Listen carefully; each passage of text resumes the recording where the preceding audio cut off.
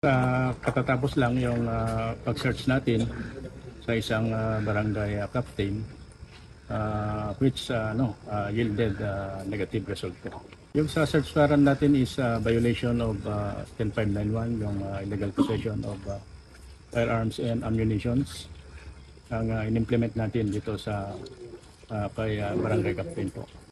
Yung search warrant na in-implement natin is naghahanap tayo ng isang caliber 45 with ammunition for 45. Sa kadahilanan na we have received reports that itong barangay captain is nagtatago ng walang license na baril. Ang verification from FPO, mayroon siyang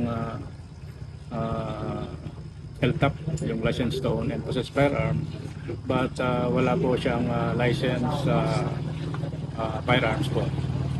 We have to consider some factors. Isa yan yung time, yung immediacy ng pag-implement nito, because supposed to be before yung bagyo natin, in-implement natin, but yun nga yung time natin, so maybe dinala na ito sa at itinago sa ibang lugar.